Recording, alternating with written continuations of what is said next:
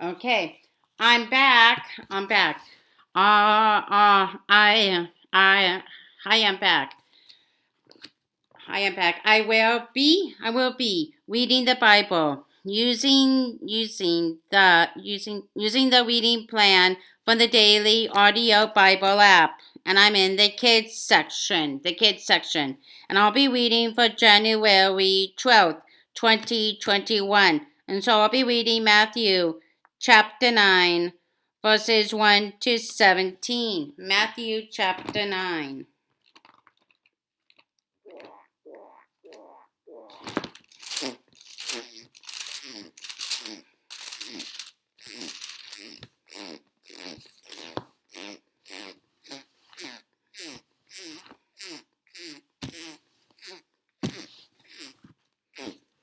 Matthew.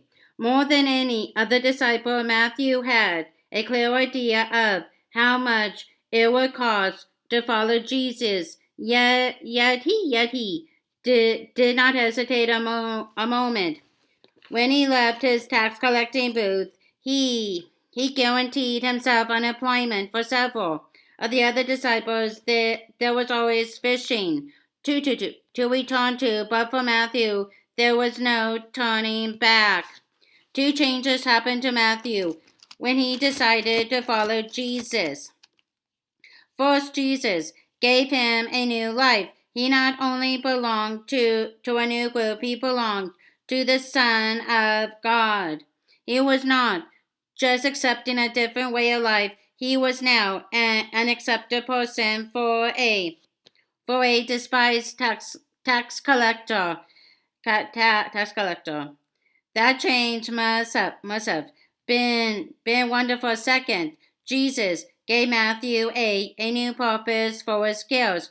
When he followed Jesus, the only tool from his past job that he carried with him was his pen. From the beginning, God had made him a record keeper. Jesus called Jesus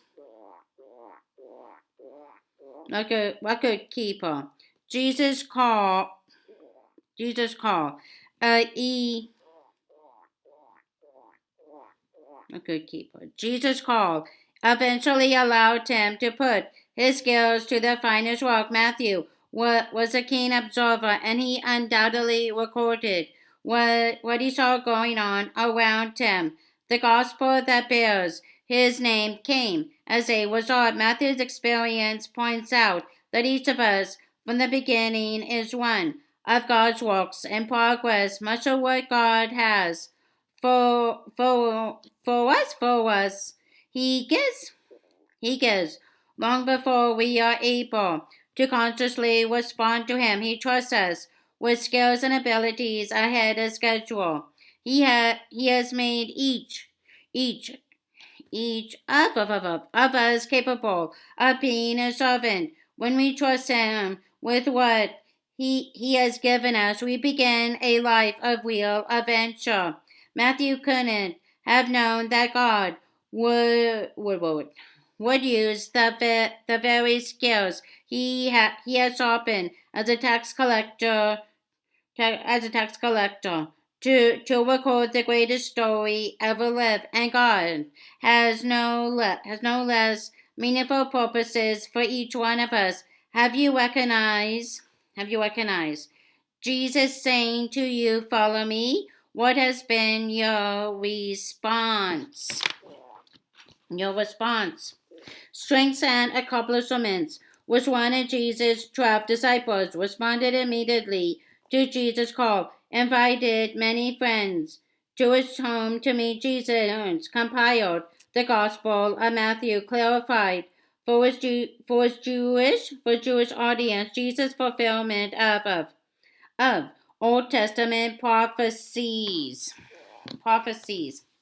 Lessons from his life. Jesus consistently accepted people from every level of society. Matthew was given a new life, and his God-given skills of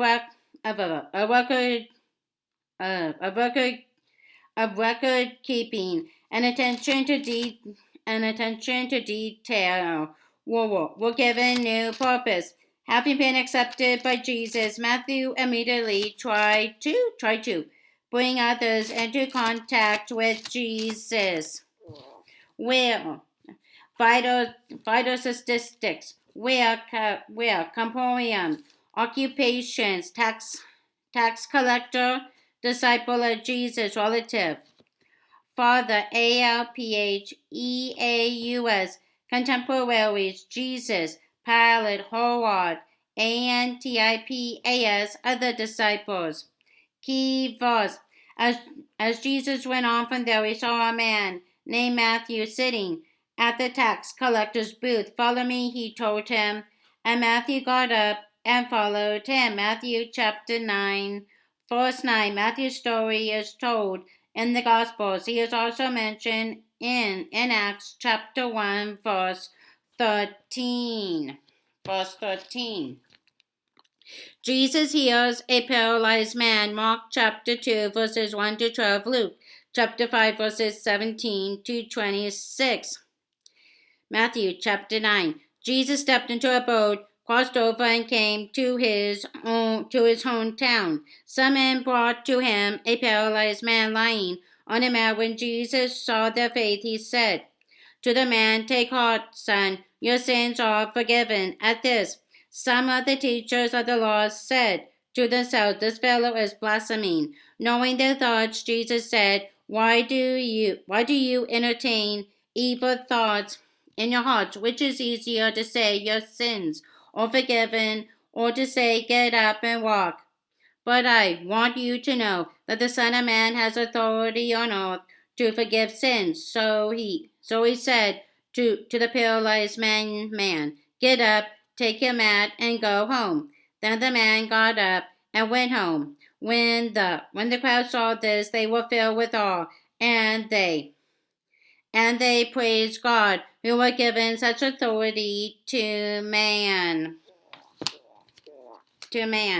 Jesus eats with sinners at Matthew's house. Mark chapter 2, verses 13 to 17. Luke chapter 5, verses 27 to 32.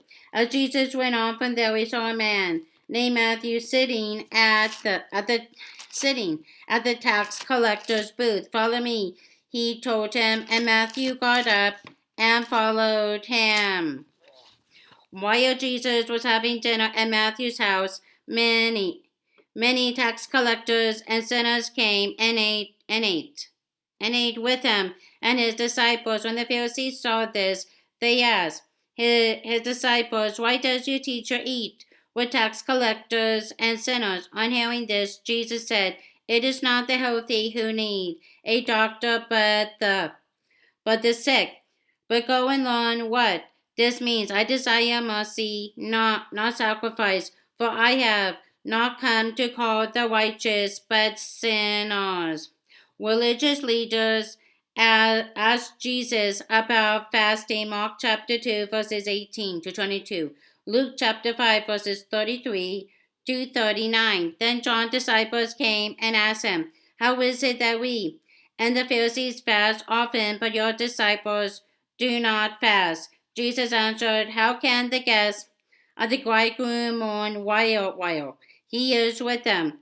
The time will come when the bridegroom will be taken from them. Then they will fast. No one sews a patch of unshrunken cloth on an old garment, for the patch will pull away from the garment, making the tear worse. Neither do people pour new wine into old wineskins. If they do, the skins will burst. The wine will run out, and the wineskins will be ruined. No, they pour new wine into new wineskins, and both are preserved.